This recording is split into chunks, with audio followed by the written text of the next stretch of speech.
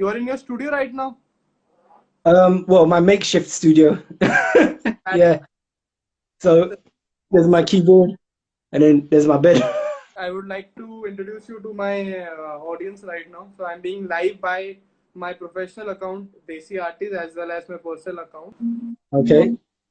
So hello friends, I'm live with Shah. He's a UK-based photographer. How's it going, everyone? How are you? First, you tell about who all are there in your family. So I live with my parents, so it's just me, my mom, and my dad. So I'm an only child. I'm living in London, northwest London.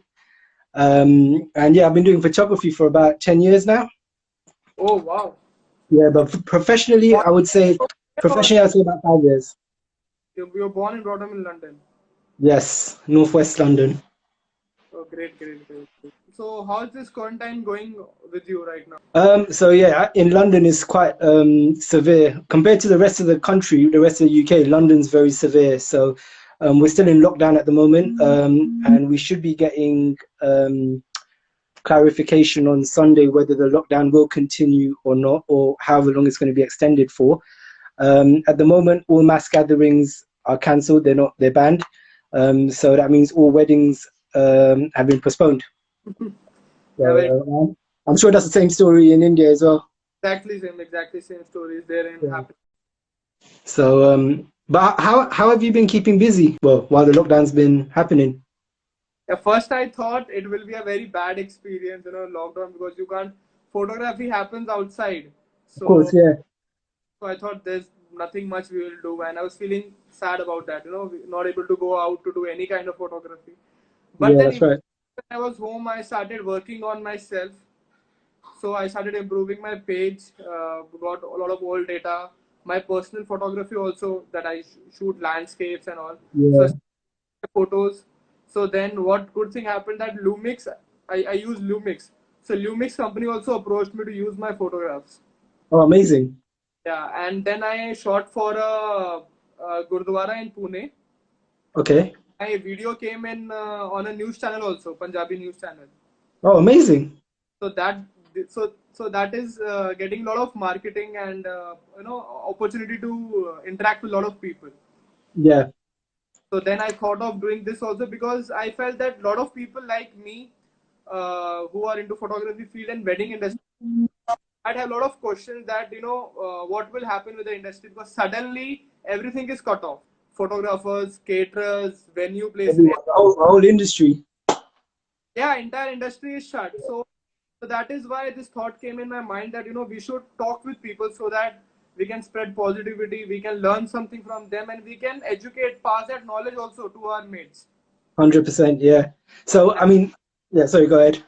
Yeah, and we all are together into this. So I thought that we should reach out to our friends who are sitting in different countries so that we know much about our own country, but we don't know what is happening there. Is there any revolutionary change which is starting in mindset or anything that will help everyone grow? I think a lot of people are using this time to reconnect with themselves. Very true. And so for me personally, what I've been doing, I can't go out to shoot right now, in terms of other people. So I've been doing a lot of self-portraits, and working on that and working on my lighting, upskilling myself in different aspects of Photoshop, and also trying to adapt as well. So as well as wedding photography, I also do commercial photography and fashion and portrait photography. Very true. So learning, I never used to do product photography, but I've been learning how to do it now just to adapt to the current situation. And as well as that, I've just been trying to upskill myself where I can, reading books, listening to podcasts, and it's been an interesting time. The business is up and down right now, but in terms of, I feel more connected. And also, I've noticed, so I've been interacting with a lot more people. I've been interacting with photographers from around the world. So yourself, and then Carlos in Colombia. And then Eduardo in Costa Rica, a couple of photographers in Australia. So it's been good. It's been a good way to reach out as well. Very true, very true, very true. So, so we just got a question right by Sina Acting School that kindly describe the future of photographers after lockdown. What are the options available for weddings and corporate photography in India and UK?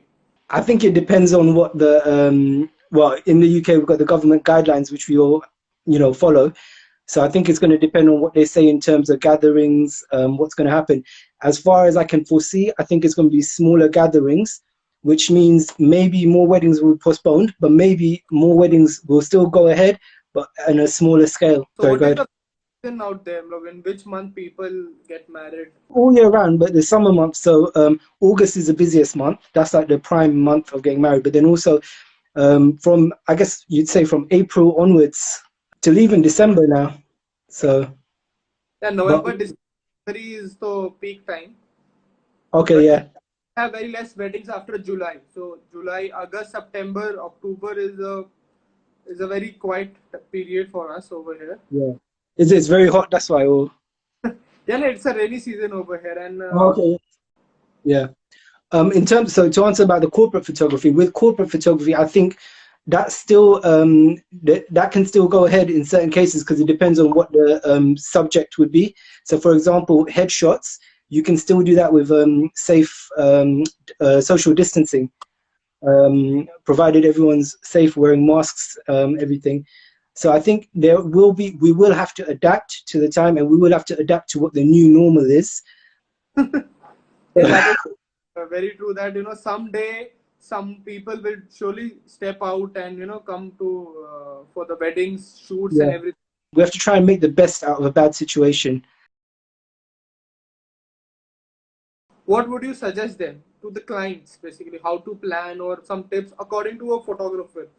What measures they should take? Ooh, that's a good question. I think they need to keep in the forefront. They need to pay close attention to the guidelines and what's happening, and also maintain distance where possible. But I know that's very hard in Indian weddings because a lot of the time we're very close together. Yeah, it's very hard. I mean, how would you consider that? I feel that the number of the people who are attending the wedding should definitely reduce to like Yeah, say percent or 80%. There should be limited only family. I think 80 to 100 people should attend a wedding. yeah. Education or you can say maturity of everyone is not equal. What precautions I might take, other person will not take. Seen to take best shots and we go everywhere. So I know. that Yeah, in that moment we will not realize that what we are doing. So it's a tough call. It's a tough call. it's hard to say, but just to be aware. And again, you're right. The size of weddings need to reduce. So my second question is that what kind of attitude people had before this and what kind of attitude change you will see after post 19 in clients. I think a lot of people are going to be a lot more cautious, especially because at the moment there's no certainty of what's going to happen. I've got a client who had a wedding internationally, but that got cancelled because of coronavirus. So now it's been pushed back to August.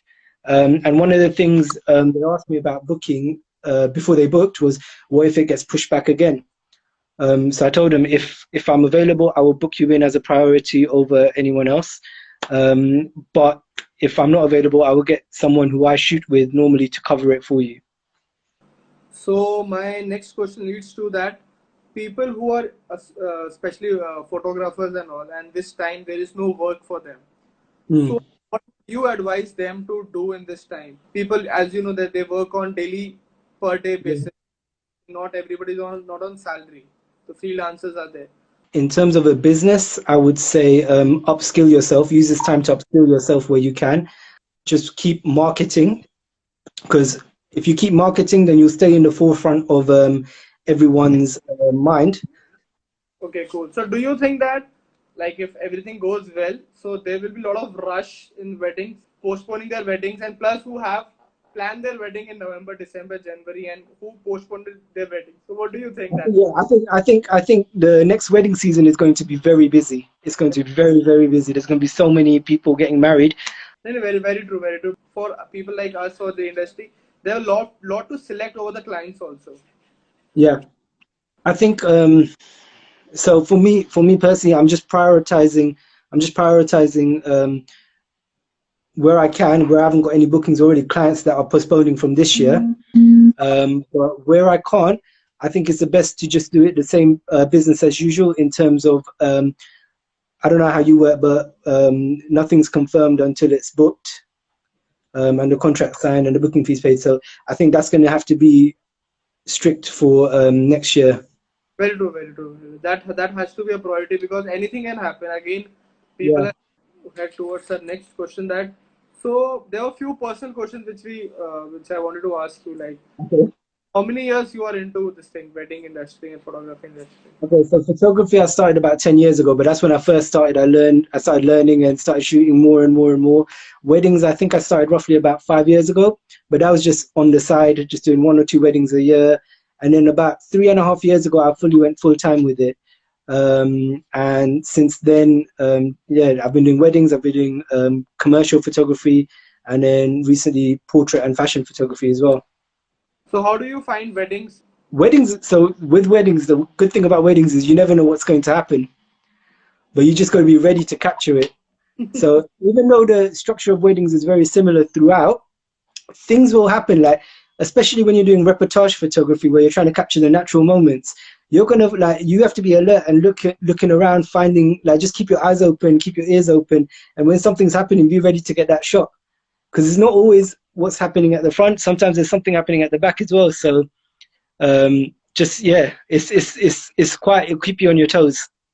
Weddings, yeah, is very big, but there's also sorry, Competition in the weddings, or what is there's a what? lot there's a lot of competition in wedding photography in the UK. Where I live, in about 1 mile radius, there's probably about 100 wedding photographers. So what equipments and all do you use for shooting? I use Nikon D750s, two of them. Mainly, I have 35 millimeter and 85 millimeter lenses on them normally, but then I also use 24 millimeter, 50 millimeter, and 105 millimeter prime lenses. And then I use Godox lights. So I got Godox 8600 and Godox 8200s. Okay. So I wanted to ask one more question. That what was your defining moment? How you got into photography? Um, so that's a good question. When I was younger, I was always very creative. So I used to love doing art. I used to love doing graphics. I love music. And but I never knew what I wanted to do. So when I got to university, I studied multimedia design and technology, and then we had a module of photography in there as well. Even then, I didn't actually pick up a camera properly until a couple of years after when I went to Australia on holiday to meet my friend. And I took my camera with me and I thought, okay, let me just use the camera in manual mode so I can, so I remember the basics that I learned at uni. After that, I was like, okay, yeah, I like this. Came back home and then I spoke to a friend of mine and I was like, okay, I think I want to start learning more about photography. And she was like, "Oh, I'm going to a evening course to learn the basics. Do you want to come?" I'm like, "Let's do it." After that, I did that, and then after that, I just picked up the camera and just started shooting and learning. So I shot anything random. I used to go to the park and shoot like the leaves, the trees, whatever. Come home, put it onto my computer, have a look at what I shot, and then learn from what I liked and what I didn't like about that shot, and then develop from there. So No, it was a constant shoot, develop, shoot, develop. I had a very similar kind of incident. Yeah. Mm, So we went on a trip to northeast of India. yeah. There we took a Nikon point and shoot camera, cool pics camera, Oh yeah. Yeah. Yeah. Yeah. of photography, and then I realized that I have a good knack over it. So when I came back, we had a club for photography club in college. So there I met a lot of like kind of people, and they also taught me. And then I was not looking back. So I did a course also, professional course for 1 year, and then started off with photography. Yeah. It's the thing. Once you get the bug, then you just gonna keep going. But it's that persistence that pays off. You gotta just keep going and just keep learning. And it's one thing I've learned. Like you can never stop learning because there's always something to learn. And once you think that you know everything, then that's the end. Then you might as well give up. But I really love that in the mail you had written that what is the key to success, and I was very impressed to read about that. That as you said, once you know everything, that means you are on a wrong path. yeah, that's it. Because there's always something to learn. There's always something to improve. So. And you said that we should not compare ourselves, because a lot of people, when they are starting up their own brand and something, they try to behave like other people and not create Mm. a own style which they should be known for. Yeah, that's right. Yeah. We should not compare ourselves. So that I really that took that line from you. It's good. Yeah, yeah. Comparing, I think I think when you start comparing yourself to other people, you tend to emulate or yeah, emulate what they do. But it's better to take inspiration and then do it your own way and create your own style. And one thing I remember, someone told me when I was in the beginning, I was like, I don't know how to create my style. And someone said to me, your style is whatever you like to shoot. So just shoot what you like, and that will develop your style. Very true, very true, very true. See, a lot of weddings happen, which maybe you want to change certain thing about the wedding industry right now, how people plan their wedding. So, is there anything which you would like to educate other people that you should change a little bit of this and that, something like that? I think the main one of the things would be just to have a set itinerary where possible, just so we know what's going on. Because sometimes what I don't like is when you're expecting something to happen, but then something random happens without you knowing, and then you're not ready to you're not expecting it, so you're not anticipating it.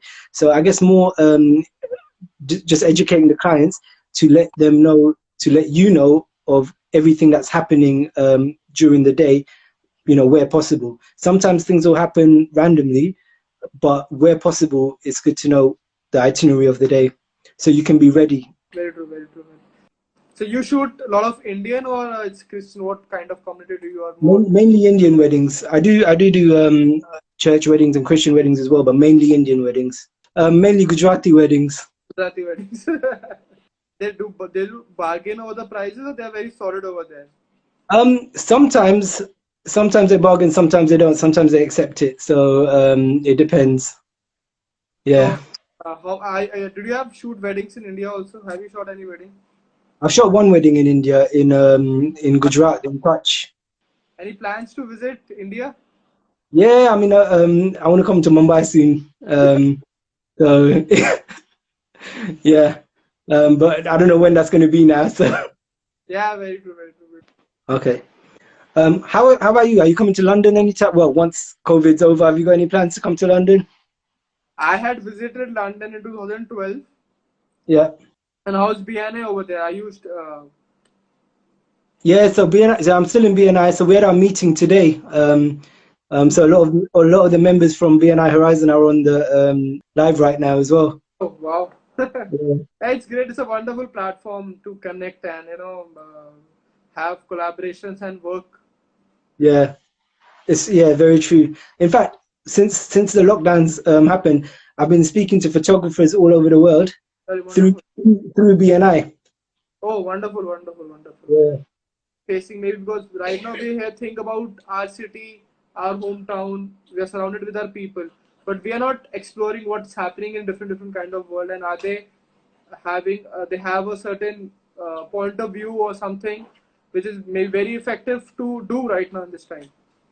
yeah, So we'll call it a day. It was great to talk to you. yeah, it was very good. We'll stay connected and When have I come to India, I'll give you a shout. When you come to London, give me a shout.